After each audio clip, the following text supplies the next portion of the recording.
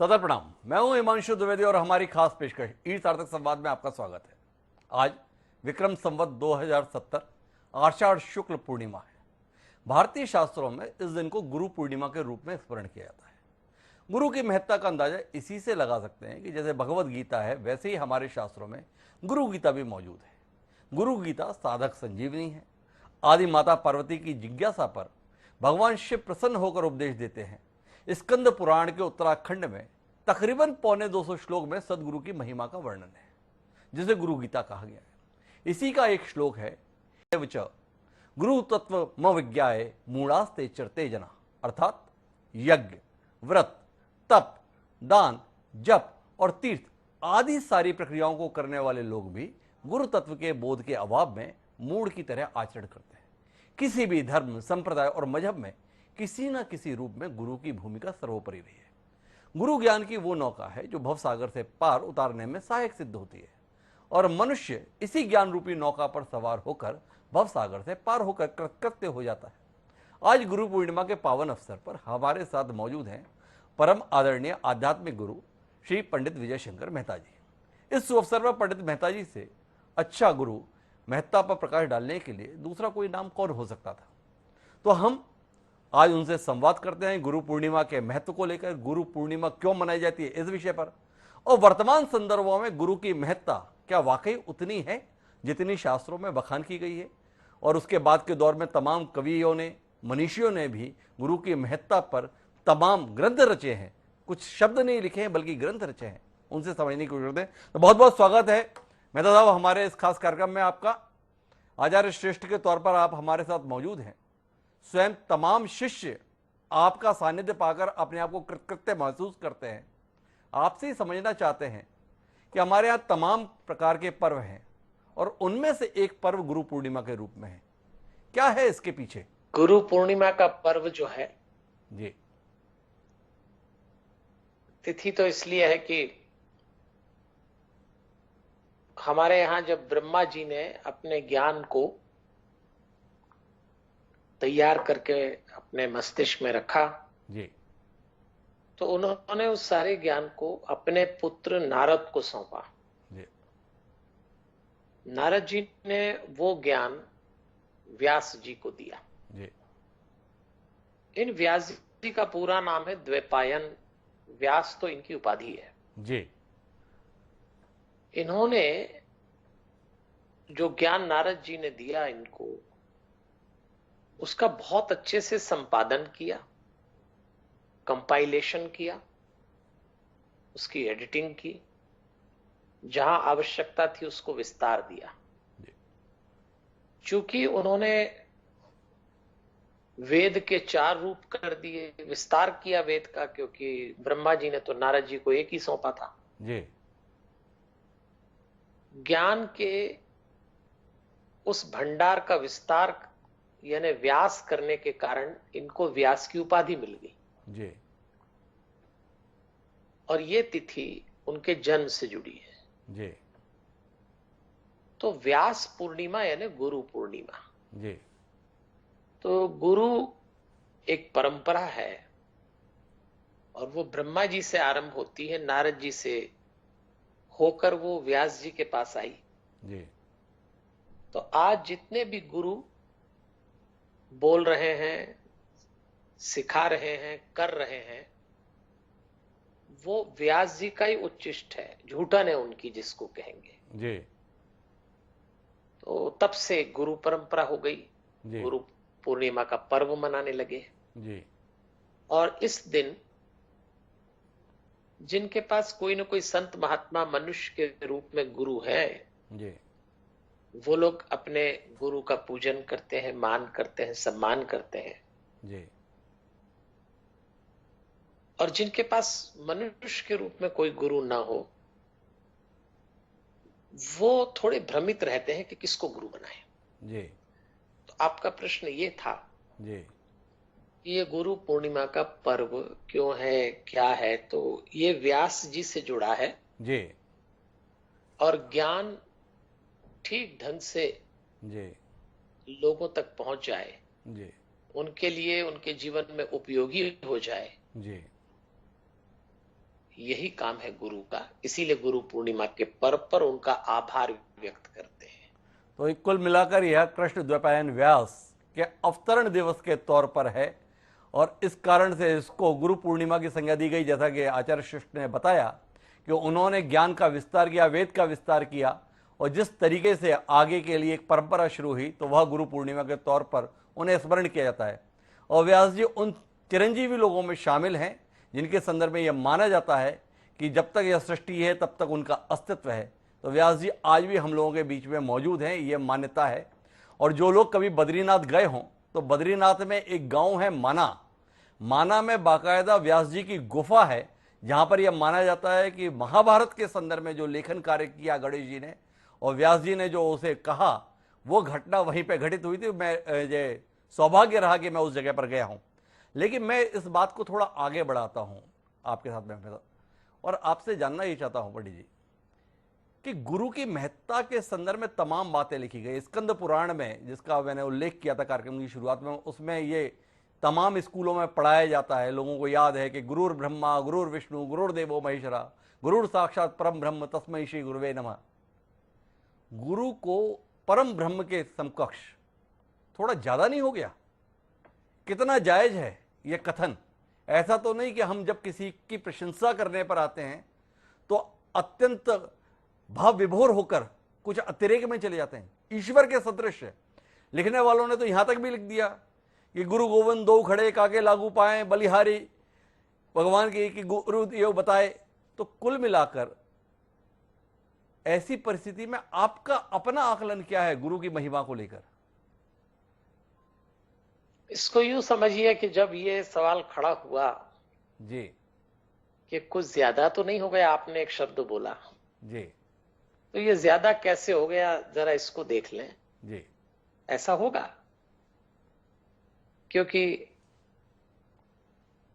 विष्णु जी, शिव जी और ब्रह्मा जी, जी ये त्रिदेव जी जब अवतार लेते हैं, जी हमने विष्णु जी नहीं देखे, जी लेकिन उनके अवतारों में श्री राम देखे, श्री कृष्ण देखे। जी शिव जी नहीं देखे, लेकिन उनका अंश अवतार हनुमान जी देखे। जी तो ऐसे राम जी और कृष्ण जी पे ही बात करें, क्योंकि ये दो अवतार हमारे जनमानस में रचे बसे हैं जी और इन दोनों के माध्यम से कोई बात की जाए तो बहुत आसानी से समझ में आती है, क्योंकि इनकी सारी कथाएं, इनकी लीला जी मनुष्य को कंठस्थ है, जी लोग उसमें जीते हैं। जी तो जब राम आए, जी चलिए पहले राम जी से थोड़ा समझते हैं। तो राम आए तो राम ने अपने जीवन में 5 लोगों को गुरु बनाया था। अब राम को क्या आवश्यकता थी, वो तो स्वयं अवतार थे। जी लेकिन इतना मान दिया उन्होंने। उनके पहले गुरु थे वशिष्ठ जी, जिन्होंने राम को सिद्धांत समझाया था। गुरु ग्रह गए जी पढ़न रघुराई, जी उनके घर पढ़ने गए थे, जी गुरुकुल में गए थे। जी अल्पकाल विद्या सब आई। जी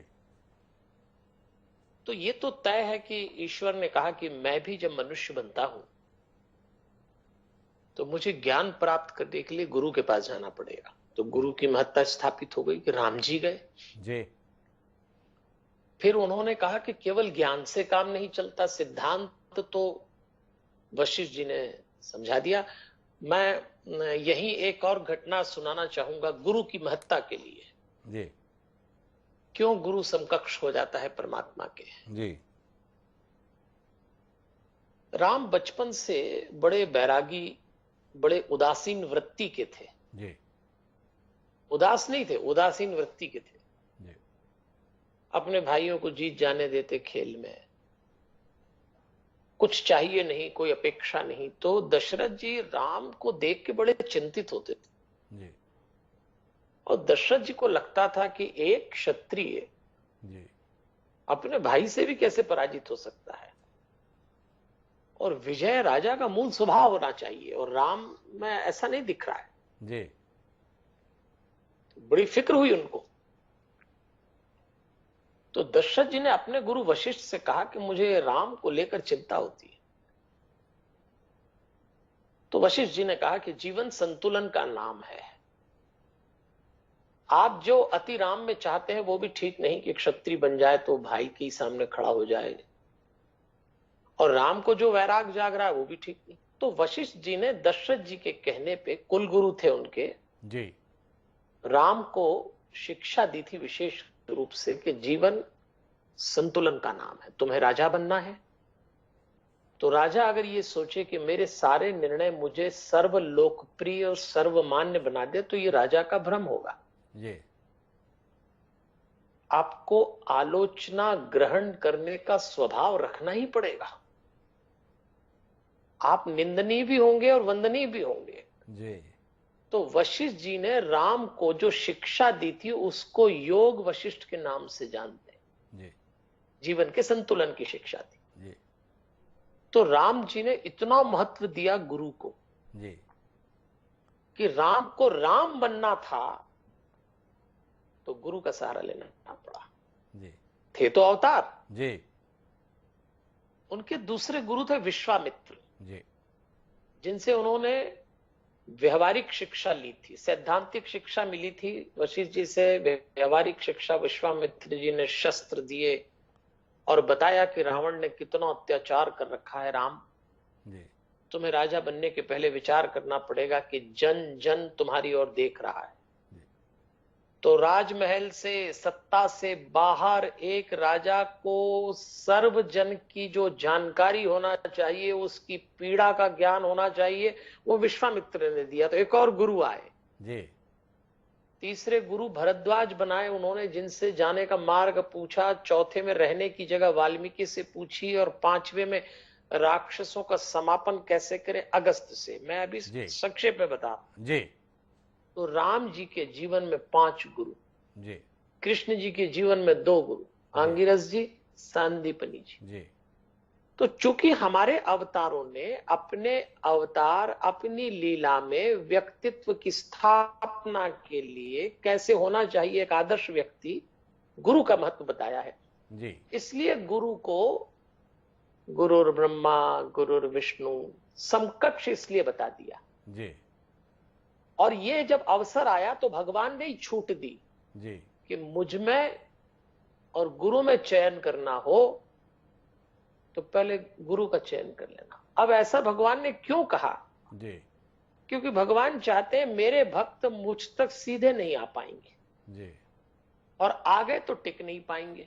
जी तो उनको फिल्टर करके उनकी प्रॉपर ट्रेनिंग हो जाए, जी उनकी सिक्योरिटी हो जाए, उनको एक कवच मिल जाए, उनको बोध जाग जाए, फिर मेरे पास आए। अगर आपको सीधे अंधेरे कमरे से निकाल के सूरज की रोशनी में सूरज को देखने के लिए कहा जाए जी तो आंखें भी खराब होंगी और मिचमिचा जाएंगी। जी तो समझदारी ये होती कि थोड़ा सा छांव में खड़े रहो, जी धीरे धीरे देखो, और कुछ नहीं तो चश्मा लगा लो जी तो सूरज को देख सकोगे। तो भगवान को सीधे देखना, नंगी आंखों से सूरज को देखना है। जी पर गुरु जीवन में आए तो एक चश्मा मिल जाता है। एक चरणदास करके संत हुए, उन्होंने एक पंक्ति लिखी है, जी चरणदास गुरु कृपा कीनी, जी उलट दीन मोरी नयन पुतरिया। बड़ी प्यारी पंक्ति है। जी गुरु क्या करता है? तो उलट दीन मोरी नयन पुतरिया, मेरी नयनों की पुतली यानी देखने की दृष्टि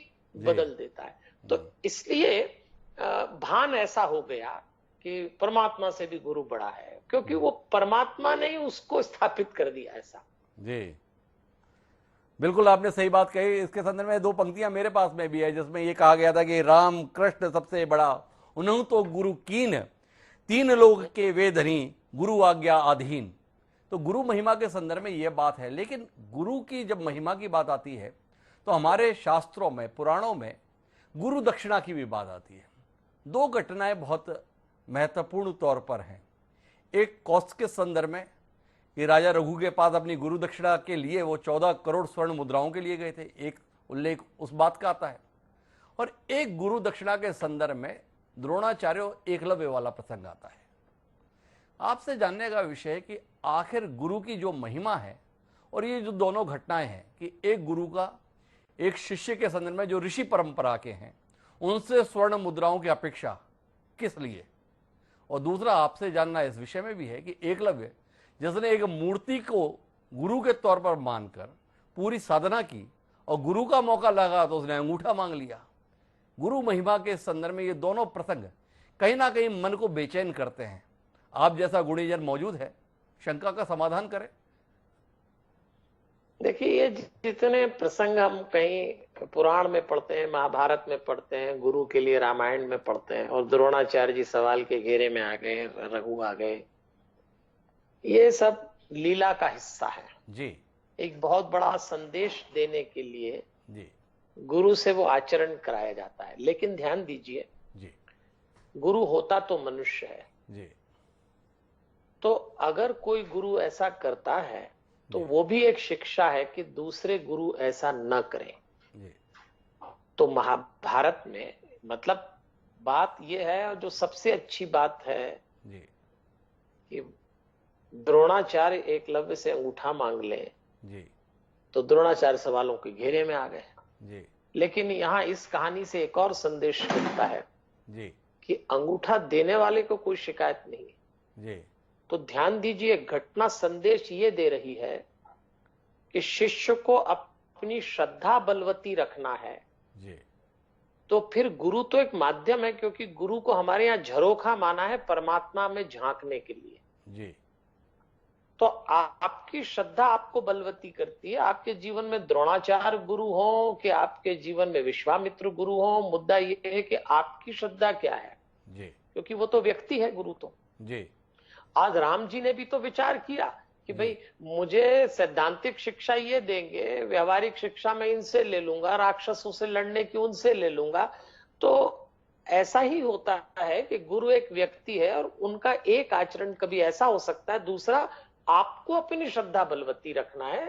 तो इस पूरे द्रोणाचार्य एकलव्य के प्रकरण में द्रोणाचार्य पे टिकेंगे तो गुरु का मैसेज कुछ और आ जाएगा, लेकिन यदि एकलव्य पे टिके तो आपको वो सही मैसेज मिल जाएगा जिसके लिए दिया गया है। जी एक जो सवाल है मेरे जहन में वो ये है कि गुरु के संदर्भ में ये व्याख्या की जाती है कि ये अंधकार से प्रकाश की ओर ले जाने की प्रक्रिया है। समझ ये नहीं आता है कि शिष्य तय करे उसका गुरु कौन हो या गुरु तय करेगा कि उसका शिष्य कौन हो। हम पौराणिक साहित्य के संदर्भ में जाएं, चाहे वर्तमान का जो इतिहास उसके संदर्भ में बात करें, चंद्रगुप्त ने चाणक्य को नहीं खोजा था, चाणक्य ने चंद्रगुप्त को खोजा था।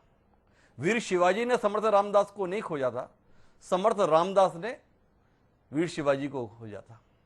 रामकृष्ण परमहंस ने विवेकानंद जी को खोजा था, विवेकानंद जी ने रामकृष्ण परमहंस को नहीं खोजा था।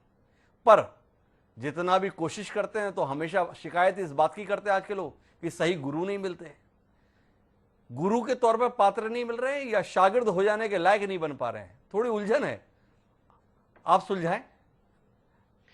देखिए, ये भी एक तरफा है। गुरु शिष्य को खोज ले, ऐसी घटनाएं अभी आपने बताई जी, लेकिन ऐसी भी घटनाएं हैं कि शिष्य गुरु को खोजता है, वो रामकृष्ण वाली जो मैंने आपको बताई है। जी तो इसमें मेरा एक आग्रह रहेगा, हमारे यहाँ ऐसा कहते हैं कि अगर आपको ये तलब है कि मेरे जीवन में कोई गुरु आए तो किसे गुरु बनाए, बड़ा सवाल खड़ा हो जाता है। जी फिर ऐसा होता है गुरु खुद ढूंढ लेगा शिष्य को, लेकिन ऐसा सदैव नहीं होता। जी जब जब जिस जिस गुरु ने जिस जिस शिष्य को ढूंढा, वो शिष्य की योग्यता थी कि वो ढूंढने में आ गया, जी कहीं ना कहीं थी उसकी योग्यता, वो मिला। तो मेरा ऐसा आग्रह रहता है सब लोगों से कि यदि आपको अपने जीवन में गुरु बनाना है जी तो आप प्रतिदिन जो भगवान की पूजा साधना करते हो उसमें भगवान से कुछ न कुछ मनुष्य मांगता है, मनुष्य का मनोविज्ञान है। जी एक बार जरूर मांगिए रोज जी कि भगवान मेरे जीवन में गुरु भेज दे, जी तब आपके जीवन में चल के गुरु आ जाएगा, जिसको कहते हैं गुरु आपको ढूंढ लेगा। जी और पिछले 10 सालों में दुख के साथ कह रहा हूं, दुख होता है थोड़ा कहने में, जी कि पिछले 10 सालों में हमारे देश में कुछ साधु संत समाज में भी ऐसी घटनाएं घट गई धर्म के क्षेत्र में जी कि लोग गुरु बनाने से डर गए। जी कुछ घटनाएं ऐसी हुई। जी ये देश साधु संतों के लिए ही जाना जाता है।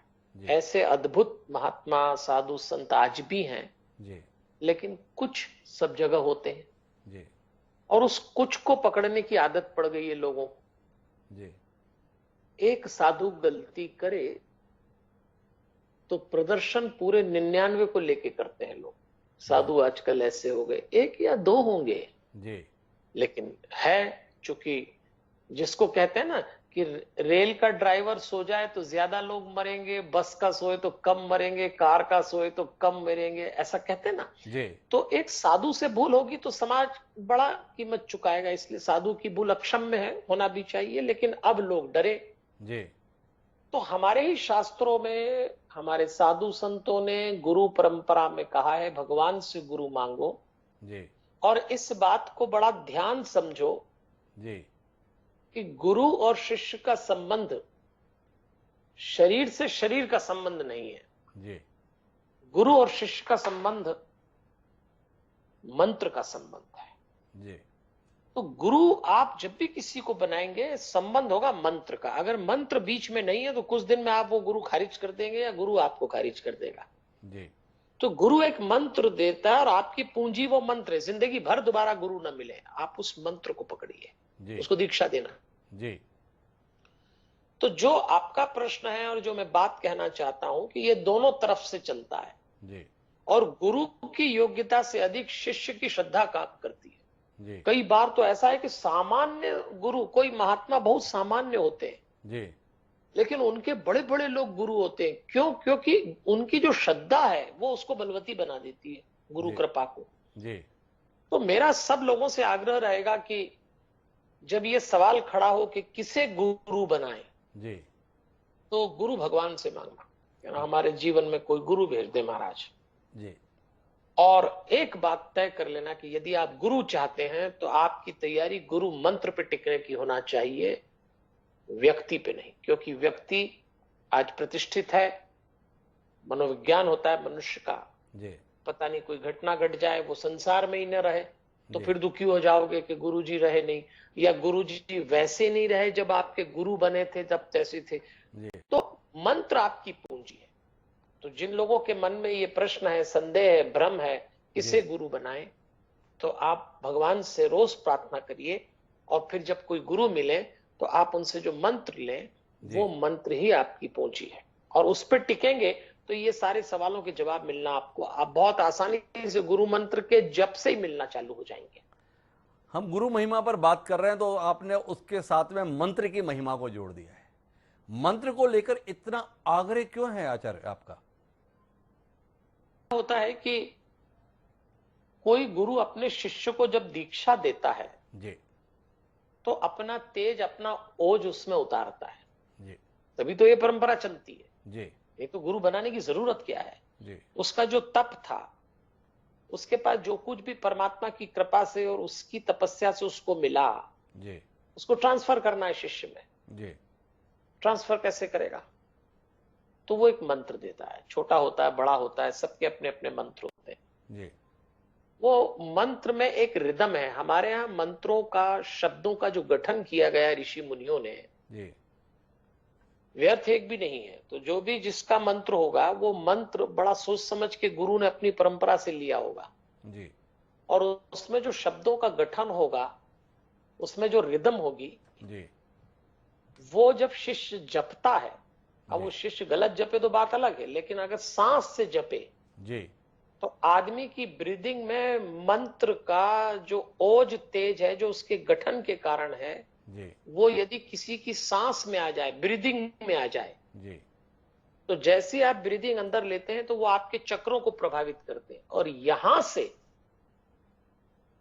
आपकी एनर्जी पॉजिटिव होती है, आपका भी ओज तेज बढ़ता है। जी तो मंत्र जपने की ये विशेषता है। मंत्र इसलिए जपा जाए जी कि मंत्र के जो शब्द हैं, जी उनका जो गठन है, जी और उससे आपकी जो सांस है, और सांस से जो आपका चक्र है, यहां से फिर आपका हार्मोनल चेंज होता है या स्पिरिचुअल चेंज होता है।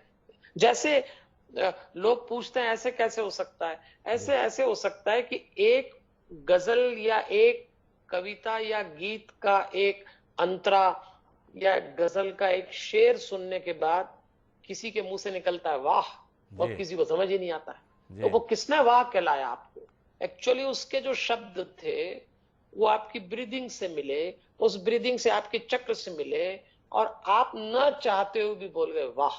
जी अरे एक साधारण से शायर कवि जिसको थोड़ी देर बाद दारू पी के गटर में गिरना हो, मैं ऐसा नहीं कहता सारे कवि शायर हैं, जी लेकिन फिर भी वो उतने दिव्य नहीं हो, लेकिन वो भाव से जी शब्द कर लेते हैं, तो ये तो तप से ओतप्रोत शब्द होते हैं। तो कविता गीत भाव से ओतप्रोत हैं, जी वो आपको जागृत कर सकते हैं। तो ये तप से ओतप्रोत शब्द मंत्र आपको होश फैला सकते हैं, ये मंत्र की महिमा है। बिल्कुल। पौराणिक साहित्य में ऐसा उल्लेख भी मिलता है कि डाकू रत्नाकर को भी मंत्र मिला तो महर्षि वाल्मीकि हो गए, बालक ध्रुव को नारद जी ने मंत्र दिया, वह ध्रुव तारा हो गए। तो ये उल्लेख साथ में है। लेकिन हम्म, मैं वर्तमान संदर्भों में थोड़ा सा आता हूं आपके साथ हम्म, संवाद में। हम्म, वर्तमान समय में आदमी को उलझन रहती है कि गुरु बनाऊं कैसे और बनाऊं हम्म, किसको। इस उलझन हम्म। को कैसे सुलझाए आदमी? चाहता तो हूं दोनों बात बनाऊं, जी, पर किसको जी। बनाऊं, कैसे बनाऊं? एक बात तो बड़ा ऑनेस्टली मैंने कही अभी थोड़ी देर पहले, फिर जी से उसी से शुरू करते हैं जी कि बिल्कुल।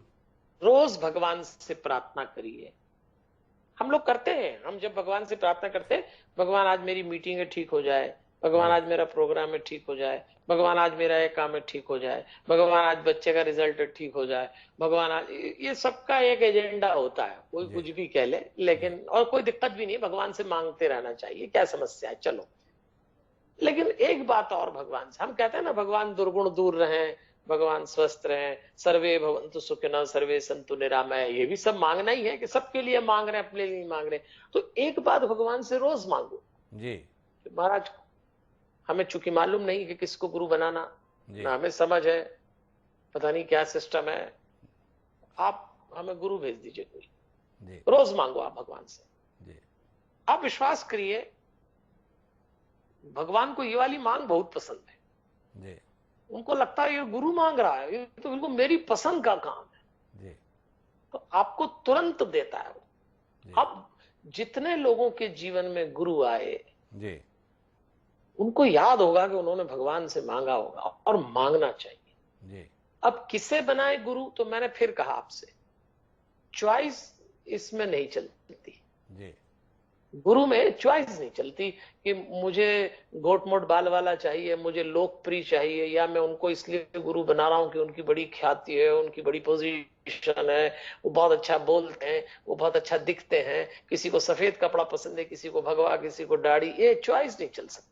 जी आपको ऐसा लगे कि मुझे इनको देखकर, इनको सुनकर, इनके बारे में जानकर, आपको लगेगा, अपने आप लगेगा, जी लगेगा। आप उसके बिना सेटिंग से मत बनाना कि इसने बनाया तो मैं भी बना लूं। जी हम लोग चूंकि देखिए, ये जो कंफ्यूजन पैदा होता है ना, जो आप पूछ रहे हैं, ये इसलिए होता है जी कि आजकल हम इंसानों की, आपने खुद ही बोला आजकल के जी लोगों को, तो बिल्कुल। आजकल के लोग असल में बाजार के लोग हैं हम लोग।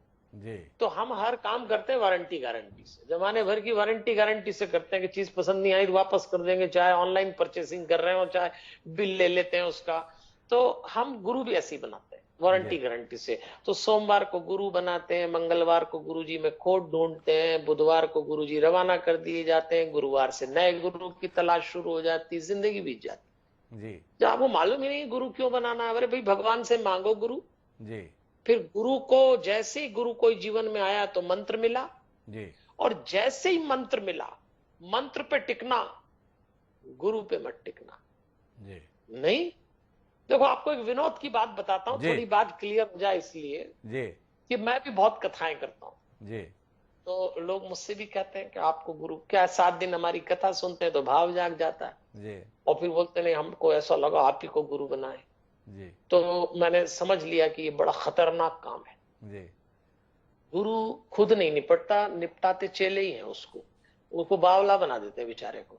तो हमने तो भैया विचार किया जी। तो हमने उनसे पूछा, आप हमको क्यों गुरु बनाना चाहते हो? बोले नहीं, वो आप बोलते हो तो बहुत अच्छे लगते हो, अब गुरु बना लेंगे, कल मैं बोलना बंद कर दूंगा तो अच्छा दिखना बंद हो जाऊंगा। जी। बोले नहीं, आप काफी प्रेम से बात करते हैं, कल मैं व्यस्त हो जाऊंगा तो फिर आपको मैं नहीं जमूंगा। और ऐसा होता है। जी। तो एक बार एक सज्जन ने मुझसे बहुत प्रेशर किया जी। कि मुझे दीक्षा लेना है, दीक्षा लेना है। तो मैंने कहा, देखो भैया, मैं तो गुरु नहीं बनता, लेकिन मैं हनुमान जी को गुरु बनाने की दीक्षा देता हूँ, उसकी थ्योरी आगे लाऊंगा मैं। जी। तो मैंने उनको दे दिया एक मंत्र, और मैंने कहा बस मंत्र जपो, आपको बढ़िया चलेगा। अब जरा देखिए, कोई 2-3 महीने बाद उनका फोन आया। ये जी। सत्य घटना है, शेयर इसलिए कर रहा हूँ कि लोगों को क्लैरिटी आ जाए। बिल्कुल। तो उन्होंने मुझे फोन किया कि गुरु जी, आजकल मेरी दुकान का काम ठीक नहीं चलता, मेरा धंधा ठीक नहीं चलता, तो जप रहा हूँ। मैंने कहा और फ्रीक्वेंसी बढ़ा दो। जी। तो मैंने कहा, भैया फिर तो आप थोड़ा दूसरा व्यवहारिक पक्ष देखो कि कुछ कमजोरी आपकी तो नहीं है, कुछ और दिक्कत तो नहीं है, हम कुछ नहीं कर सकते इसमें, आपको ही अपनी योग्यता बढ़ाना पड़ेगी, व्यवसाय की योग्यता। जी। तो उन्होंने बहुत अच्छा उत्तर दिया। उन्होंने कहा, फिर आपको गुरु बनाने का फायदा ही क्या है? अब बताओ, दुकान तुम्हें चलाना है, गुरु जी क्या करेंगे? बस लोग यही चक्कर पड़ जाते हैं। परिवार की झंझट गुरुजी मिटाएं, हमारी झंझट गुरुजी मिटाएं, हमारा ऑपरेशन होना है तो गुरुजी कुछ करें, करेंगे गुरुजी, गुरुजी जी। का सद्भाव, गुरुजी की तपस्या, गुरुजी की वाइब्रेशन करेंगे आपके लिए। जी। लेकिन आप ये सोचो कि बस अब गुरु बना लिया और इसके कंधे पे चढ़ जाओ, ये बात होने के कारण लोग गुरु नहीं बना पाते। आपकी डिमांडिंग जो एटीट्यूड है, इसके जी। कारण आपको आजकल गुरु तो है ही, जी। गुरु तो बहुत अच्छे अच्छे इस देश में ऐसे संत हैं, आनंद आ जाए अगर जीवन में आ जाए। जी। लेकिन आपका अपना जो तरीका है, इसलिए लोगों से मेरा आग्रह है कि जी। मंत्र पे टिके और खूब जपें गुरु मंत्र को। जी। अरे, आनंद आ जाएगा अगर किसी ने मंत्र पकड़ लिया तो। ये कहना चाहता हूं। आपने बड़े विस्तार से बात कही, लेकिन थोड़ी सी बात गुरु घंटालों पर भी हो जाए। कई लोग घूमते ही रहते हैं कि शिष्य कैसे बनाऊं, और वो भी छांट छांट के बनाऊं। एक तो गुरुजी के संदर्भ में आपने बताया कि शिष्य ढूंढ रहे हैं ऐसे जो सारी समस्या निपटा दें, और ऐसे भी गुरु घूम रहे हैं जो सोच रहे हैं ऐसे चेले पकड़ में आ जाए जिससे उनकी अपनी समस्या निपट जाए। उनके संदर्भ में मेहता जी क्या सोचते हैं, क्या समझ पाते हैं? देखिए क्या होता है, मैंने आपसे कहा ना कि इस क्षेत्र में भी मानव है, इंसान ही होते हैं, जी। भगवान तो है नहीं वो। जी। तो क्या होता है कि हर हर क्षेत्र में कुछ प्रतिशत ऐसे लोगों का होता है जो व्यावसायिक दृष्टिकोण के होते हैं, स्वार्थी होते हैं, और खास तौर पे उनको बिजनेस ही करना है। जी। तो ऐसे लोग जब आ गए जी। तो उन्होंने गुरु के पेशे में भी वही एटीट्यूड किया, बड़े बड़े लोगों को फांस लो, ये जी। कर लो। लेकिन हर जगह 10% का मार्जिन होता है, जी। 50 का होता है। मैं कहता हूं चलो आप कह दो 50% भारत के साधु गड़बड़ है और इस तरह, लेकिन 50 तो अच्छे हैं ना। जी। तो मैं फिर वही बात दोहराऊंगा, आपके जीवन में गुरु कैसा आया है, गुरु की योग्यता से अधिक आपकी श्रद्धा काम कर रही है। जी। आपकी श्रद्धा में भी अगर सेटिंग है तो फिर वो गुरु आपको निपटाए तो आपको ही संभालना है। लेकिन आपकी श्रद्धा निर्दोष है जी। और गुरु आपकी सेटिंग कर रहा है, तो मैं आपको लिख के दे सकता हूं कि फिर ऊपर वाला निपटाएगा इस मामले को, आपको बचाएगा और उसको दंड देगा। लेकिन श्रद्धा, जी। तो श्रद्धा हमारी खुद कैलकुलेटिव है, हम श्रद्धा के मामले में खुद ही समीकरण बैठे। जी। तो इसलिए गुरु घंटालों को अवसर मिल जाता है, जिनको आप गुरु घंटाल कह रहे हैं, तो उनको अवसर आप मत दीजिए तो जी। नहीं होगा। ये तो सब जगह है, सब जगह खराब लोग आ गए हैं आजकल, तो यहाँ भी आ गए हैं। तो आप अपनी तैयारी अच्छी रखो, क्या फर्क पड़ता है। एक और पहलू पर आपसे बात करना चाहता हूं। हम जी जो बातचीत गुरु शिष्य परंपरा की करते हैं, गुजरते वक्त के साथ में ये परंपरा केवल और केवल जैसे आध्यात्मिक पक्ष से ही सिमट के रह गई या धार्मिक पक्ष से ही सिमट के रह गई। लेकिन हम जिन राम की बात कर रहे थे, हम जिन कृष्ण की बात कर रहे थे, तो वो केवल आध्यात्मिक ज्ञान के लिए गुरुकुल नहीं गए थे। संपूर्ण सांसारिक जीवन के संदर्भ में जिन विद्याओं की जरूरत होती है, 16 विद्याओं के 16 कलाओं के ज्ञाता माना गया था कृष्ण जी के संदर्भ में, 12 कलाओं 14 कलाओं के ज्ञाता राम को माना गया था। तो उन्होंने सारी विद्याएं प्राप्त की थी। आपसे जानना है कि वर्तमान संदर्भों में जो मनुष्य है, जो इंसान है, ये स्कूल जा रहा है, विद्यालय जा रहा है, वहाँ पर भी सीख रहा है, पर वहाँ पर जो गुरुजन है, जिन्हें अब टीचर बोला जाता है, शिक्षक बोला जाता है, इनके संदर्भ में वो भाव तिरोहित है, लुप्त हो गया है, वो श्रद्धा नहीं दिखती है। इसको लेकर कुछ मन बेचैन होता है आपका? कहाँ कमी आ गई? गुरु शिष्य परंपरा जो इस देश की पहचान रही और आज का जो ये स्वरूप है इस संदर्भ में, क्या केवल कंठी पहनने से, भगवा वस्त्र पहनने से, केवल पूजा पाठ करने से ही वह सम्मान मिलेगा? और जो वस्तुतः मनुष्य का निर्माण के लिए जो जरूरतें हैं उन्हें पूरा कर रहे हैं, उनको भी स्थान और सम्मान नहीं मिलेगा? एक आपने अभी पंक्ति बोली, मनुष्य का निर्माण करने के लिए। जी अब जरा हम इसी पंक्ति से इस विषय में प्रवेश करते हैं। जी गुरु और शिक्षक में अंतर होता है। जी दोनों मनुष्य का निर्माण करते हैं। जी शिक्षक मनुष्य का निर्माण उसकी दैनंदिनी की आवश्यकताओं और उसकी रोजी रोटी के लिए करता है। जी तो शिक्षक 80% अपने विद्यार्थी के शरीर को प्रभावित करता है। शरीर में मतलब मस्तिष्क है, शरीर में जो भी है। जी गुरु आत्मा को प्रभावित करता है। जी ये भ्रम तब पैदा होता है जब हम ये भूल जाते हैं कि हम केवल शरीर नहीं हैं। जी हम मोटे तौर पे शिक्षा के क्षेत्र में 5 बातों से बने हैं। जी शिक्षा के क्षेत्र की बात कर रहा हूं। जी पहला शरीर, दूसरा हमारा मस्तिष्क, जी तीसरा हृदय, जी चौथा मन, जी पांचवा आत्मा। जी ये 5 बातें मिलके हम बने। अब हमारी तरफ जब शिक्षक आता है, जब स्कूल कॉलेज में आप जाते हैं, जी तो स्कूल कॉलेज में पढ़ाने वाला शिक्षक आपके शरीर, आपके मस्तिष्क, अधिक से अधिक आपके मन, और अधिक हुआ तो हृदय को स्पर्श करता है। लेकिन हृदय और आत्मा तो पीछे ही रह जाती है। जी तो चूंकि उसने आपको उसको कंडक्ट करने के लिए उतना ज्ञान दिया, जी तो ध्यान दीजिएगा, आपको अगर शरीर, मस्तिष्क और मन की चीजें मिल रही है, जी आप रिटर्न में श्रद्धालु होंगे ही नहीं। जी आप रिटर्न में उनका मान नहीं करेंगे। जी क्योंकि शरीर को पत्नी का शरीर मिल जाए, जी पत्नी को पति का शरीर मिल जाए, तो थोड़ी देर बाद, पूर्ति होने के बाद वो खुद भी झगड़ते हैं उसके प्रति। आज किसी पत्नी को पति के प्रति, पति को पत्नी प्रति श्रद्धा नहीं होती। माँ बाप के प्रति बच्चों इसलिए नहीं होती कि रिश्ते शरीर के।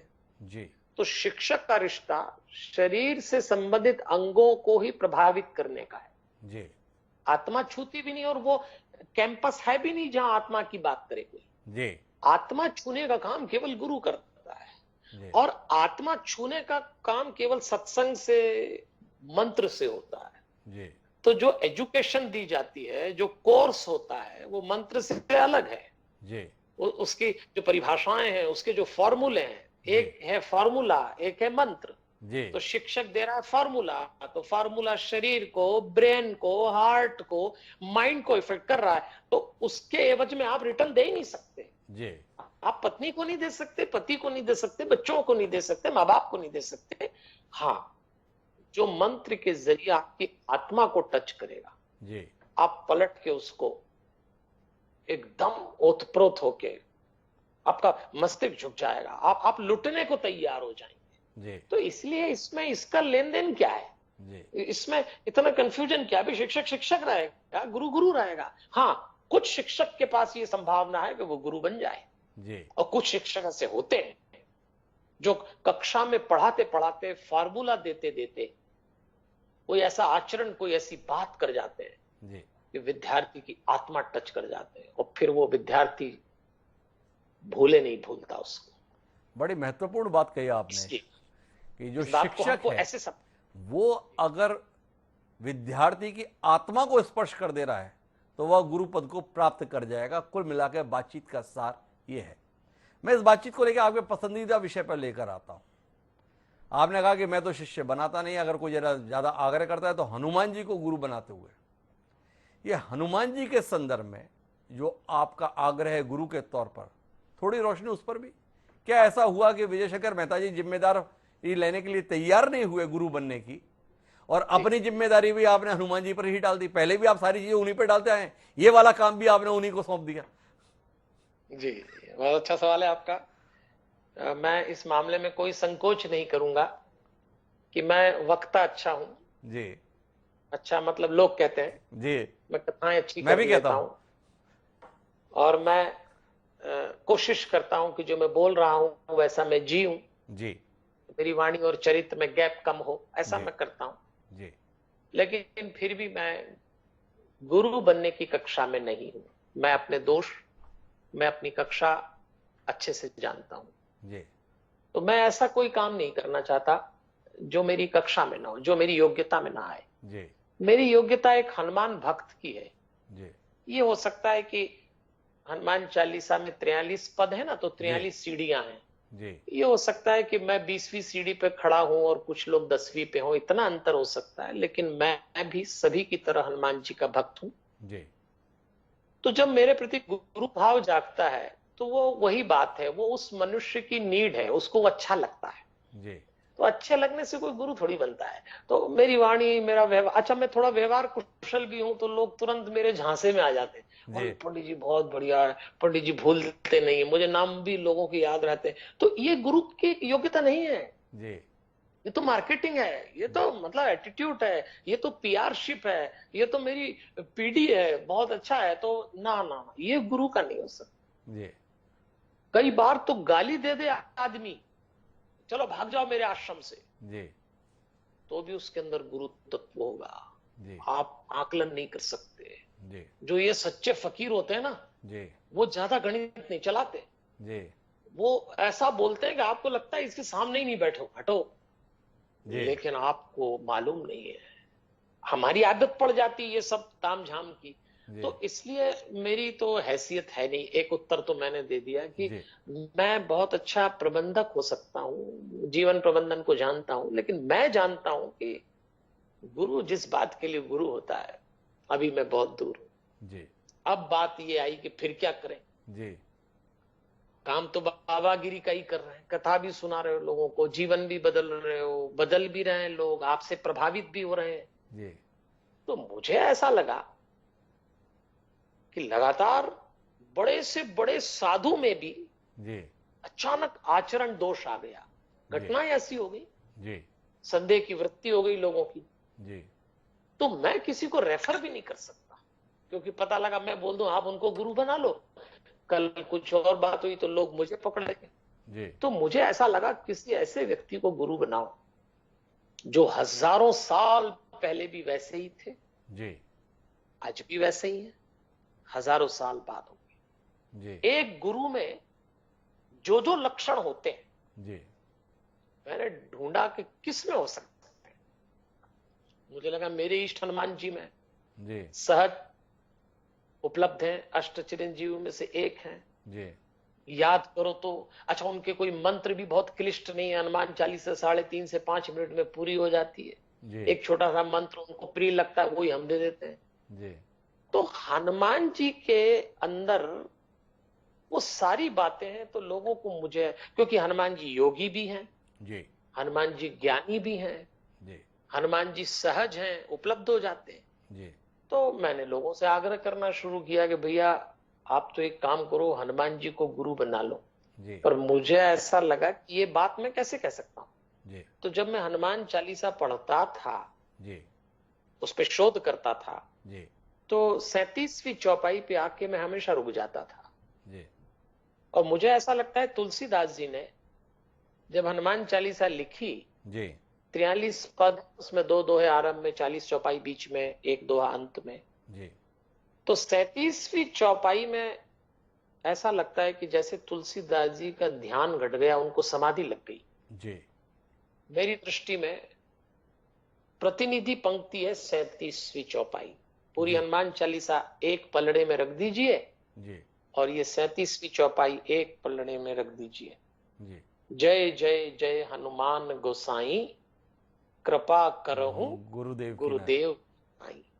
ये प्रतिनिधि पंक्ति है, ये जी, तुलसी ने जब लिखी होगी जी, तो तुलसी समाधि में चले गए हों। तो मुझे ऐसा लगा कि 37वीं चौपाई में यदि गोस्वामी तुलसीदास जी ये घोषणा कर सकते हैं जी, कि हनुमान जी महाराज आप गुरु की तरह कृपा करो, तो तुलसीदास जी तो एक पंक्ति बिना सोचे नहीं लिखते।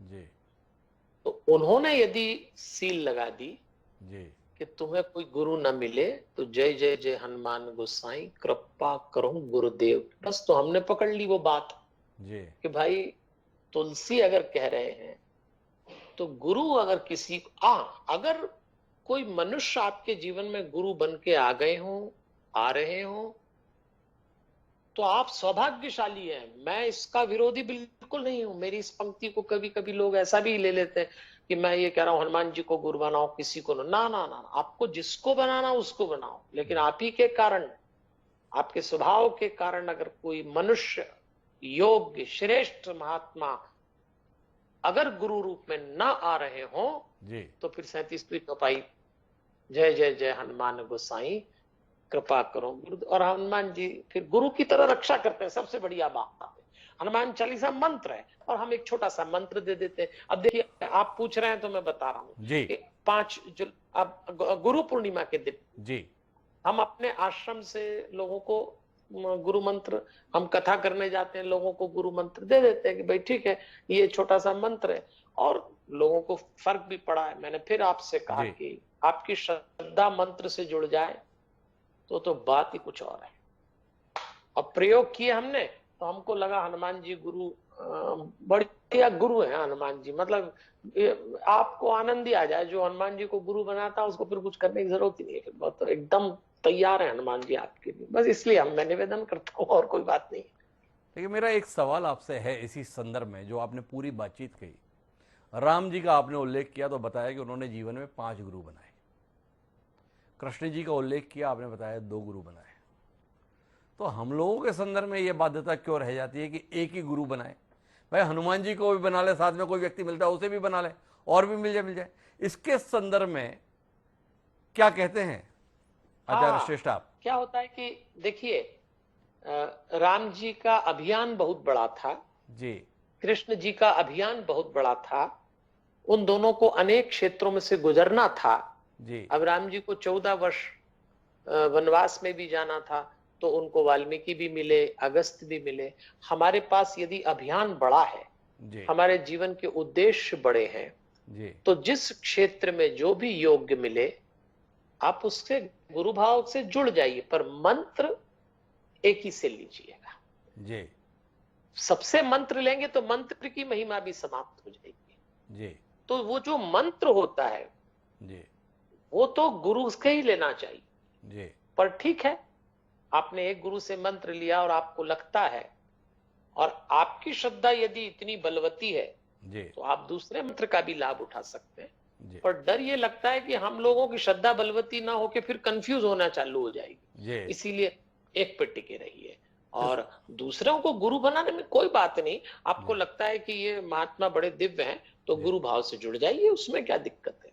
मैं आप बातचीत को अंतिम बल्कि चरण की आपका ओर लेकर मंत्र का चलता हूं। जपना। जी, मैं बातचीत को अंतिम चरण की ओर लेकर चलता हूं। कुछ व्यवहारिक प्रश्नों पर आपसे रोशनी चाहता हूं। जो हमने बीच में बात की थी कि कुछ गुरुओं का आचरण ऐसा हुआ जिसने पूरे समाज को कहीं ना कहीं प्रभावित किया नकारात्मक रूप से।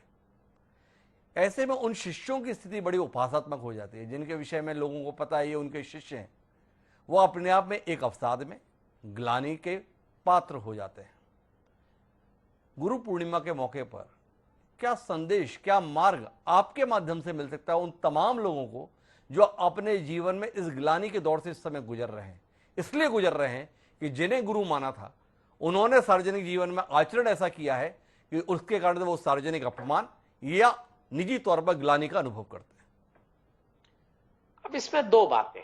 जी आपने गुरु माना था तो मंत्र, मैं फिर टिक जाता हूं वही बात पे। जी ये सब कंफ्यूजन इसीलिए पैदा होता है कि गुरु शिष्य के रिश्ते में लोग मनुष्य से मनुष्य का रिश्ता बना लेते हैं। जी ये रिश्ता है मंत्र का रिश्ता। यदि आपने किसी गुरु से मंत्र लिया है जी तो आप मंत्र पे टिकिए। जी गुरु उसके बाद कहीं भी चले गए हो, दुनिया छोड़ के चले गए हो या दुनिया के किसी ऐसे स्थान में चले गए हो जो अनुचित स्थान हो, जी तो भी आपकी पूंजी मंत्र होगी, जी वो व्यक्ति नहीं होगा। क्योंकि जिस समय उन्होंने आपको मंत्र दिया उस समय आपकी श्रद्धा और उसकी योग्यता दिव्यता पे थी। जी तो मंत्र पावरफुल है आपके पास। जी आप तो मंत्र की फ्रीक्वेंसी बढ़ा के जपते रहिए, जी तो कोई समस्या नहीं होगी।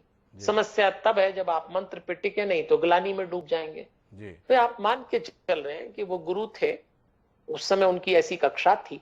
जी उसके बाद उन्होंने जब मुझे मंत्र दिया तो मैं वो दिव्यता से मंत्र ग्रहण कर लिया। जी बाद में मेरे गुरु मनुष्य होने के कारण अपने आचरण से अपने जीवन से चले गए हों, जी तो मुझे तो मंत्र पे टिकना है, क्योंकि बीच में भगवान है। जी भगवान बीच में है उस मंत्र के माध्यम से। जी तो गुरु ने जो आपको मंत्र दिया है वो आपकी यात्रा परमात्मा तक चले इसलिए दिया है। जी आपकी यात्रा गुरु तक चले इसलिए नहीं दिया है। जी तो गुरु तो वैसे भी एक माध्यम था, जी वो तो एक पड़ाव था। जी तो अब लोग माध्यम पे टिक रहे हैं, पड़ाव पे टिक रहे हैं, मंजिल भूल रहे हैं, तो अवसाद में डूबेंगे ही डूबेंगे। जी तो मुझे ऐसा लगता है कि यदि आपने किसी को गुरु बनाया है और यदि गुरु से कोई ऐसी बात व्यवहारिक रूप से दुखी हो जाए, लेकिन अवसाद में नहीं डूबना चाहिए। हाँ, अब आपने किसी को सुन के, किसी को मान के गुरु बना लिया और उन्होंने कोई ऐसी बात की, फिर आप दुखी हो जाएं, तो ऐसा तो दुखी होना, फिर एक भक्त को ऐसे उदास नहीं होना चाहिए। कहीं ना कहीं फिर आपकी भक्ति, आपकी श्रद्धा में कुछ कमी है, उसको बलवती करो, उसको रिफाइन करो, तो इन चीजों के जवाब मिल जाएंगे। फिर कोई ऐसी दिक्कत नहीं आना चाहिए। दिक्कत तो बहुत आ जाती है महाराज जी। जिस प्रकार के कामों में उनकी संलिप्तता दिखती है और लोगों को जी पता रहता है कि आप उनके आश्रम में हर महीने जाया करते थे, हर साल जाया करते थे, और वो जिन चीज़ों में संलिप्त बताए जा रहे हैं, तो ऐसे में जी पीड़ा होना स्वाभाविक है। एक और बिंदु पे आपसे पीड़ा, बैठना चाहता हूँ। जी पीड़ा हो सकती है, और ठीक है, मनुष्य जीवन का पार्ट है, चलेगा ये तो सर। एक गुरु के संदर्भ में जिस महिमा का हम बखान कर रहे हैं, जिस महिमा के संदर्भ में आप भी कह रहे हैं कि स्वयं गोस्वामी तुलसीदास जी ने क्या लिखा, मेरा आपसे सवाल ये कि आजकल धर्म गुरुओं के द्वारा राजनीतिक मामलों में भी दिलचस्पी ली जा रही है। जब चुनाव का समय आता है तो ये गुरु बताते हैं जाना किधर है। इस संदर्भ में क्या करे शिष्य, इस पे भी कोई रोशनी आपकी तरफ से आ जाए। आखिरी बातचीत के दौर में है, पर ये वो सवाल हैं जो समाज के सामने और व्यक्ति के सामने, दोनों के सामने खड़े हो जाते हैं। मुझे ऐसा लगता है कि आपने जब गुरु बनाया तो आप ये क्लियर होंगे जी और होना चाहिए कि मैंने अपने आध्यात्मिक उत्थान के लिए गुरु जी बनाए थे, जी और उन्होंने मुझे परमात्मा के मार्ग के लिए मंत्र दिया था। जी अब गुरु जी अगर किसी राजनीति पे टिप्पणी कर रहे हैं, तो मुझे तो अपने मंत्र और अपने आध्यात्मिक उत्थान पे टिकना चाहिए। गुरु जी स्वतंत्र है, उनकी लीला वो जाने। द्रोणाचार्य ने अंगूठा क्यों मांगा? अगर ये दिमाग एकलव्य लगाता तो अंगूठा ही नहीं दे पाता। जी गुरु गुरु की जाने, अपने को तो मंत्र दिया है, जी अपने को भगवान का रास्ता बता दिया, आप जी उस पे लगे रहो। अब गुरु जी दूसरा कोई रास्ता बताएं, तो आपने गुरु जी राजनीति के लिए बनाए थे क्या? असल में आपकी खुद की भी दबी हुई इच्छा होगी तो जी ये अंगड़ाई लेगी, वरना आप अपने आप को दृढ़ करिए। ये तो दुनिया है। मैं आपको ये उदाहरण दूंगा कि जी लोग जरा से में दुखी हो जाते हैं कि गुरुजी ने ऐसा कर लिया तो हम पर। आप तो बताइए, राम की तो माँ जिसकी गोद में राम खेले हो केकई, उन्होंने ही वरदान मांग लिए, तो क्या राम टूट गए? जी राम ने कहा ठीक है, ये तो लीला है जीवन की। तो आपके जीवन में यदि ऐसा किसी के हो जाए कि हम जिस गुरु, अब राम कहते मैं तो जिनके महल में जाता था, मैं जिनकी गोद में सोता था, मुझे तो खिलाती पिलाती तैयार जो माँ करती थी, उसने ऐसा कर दिया। अब मैं, अरे छोड़ो, आप जिस आश्रम में जब जाते थे आनंद आ रहा था ना, बस उस आनंद में डूबो, अब मत जाओ। जी क्या दिक्कत? इतना परेशान होंगे तो फिर गुरु ही क्यों बनाया? गुरु तो आपको इसलिए बनाता है कि आपकी आध्यात्मिक यात्रा की पुष्टि करे वो। बड़ी तो महत्वपूर्ण आप बात उस पर आपने टिके कही रहिए। है कि आपने गुरु बनाया था आध्यात्मिक उन्नति के लिए। अब अगर आप स्वयं ही गुरु के माध्यम से अपनी कोई सामाजिक उन्नति, राजनीतिक उन्नति या भौतिक उन्नति तलाश रहे थे, तो फिर परेशान है, तो आपको परेशान होने का पूरा अधिकार है।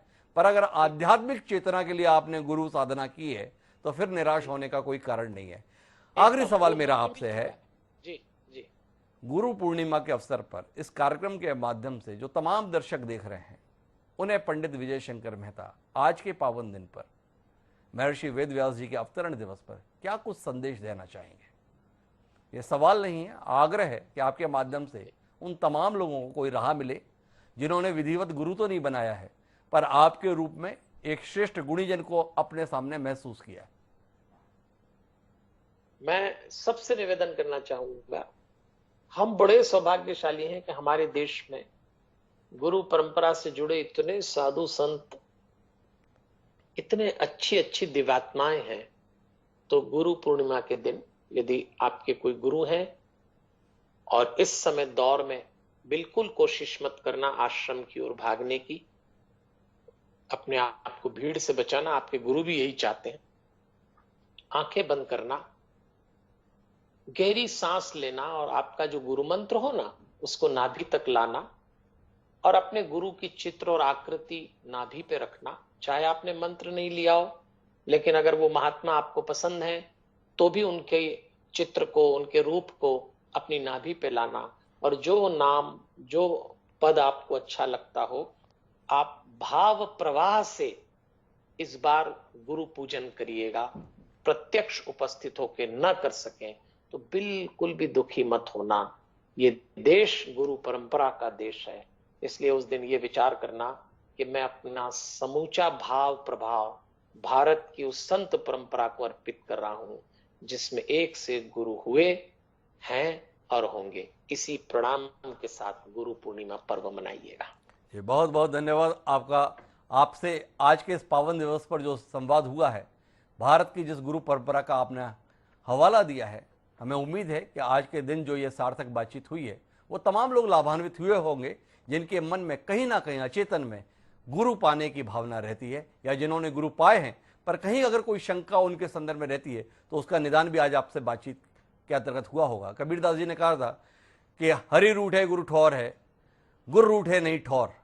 तो हरि ने भी अगर ये व्यक्त किया है कि गुरु की महत्ता जीवन में भगवान से भी ऊपर है, क्योंकि भगवान तक पहुंचाने का माध्यम गुरु है, तो ऐसे गुरु पूर्णिमा के अवसर पर उन तमाम दर्शकों को भी बधाई जिनके जीवन में गुरु ने स्थान बनाया है, गुरु के प्रति जिनके मन में भाव है। और आपका भी हृदय से आभार पंडित जी, हमारे साथ जुड़ने के लिए। जब भी ऐसे मौके आते हैं आप उदारतापूर्वक हमें समय देते हैं, और आपके माध्यम से वो तमाम लोग लाभान्वित हो पाते हैं जिनके अचेतन में कहीं ना कहीं इस सांसारिक जगत के अंदर आध्यात्मिक भावनाएं विद्यमान है।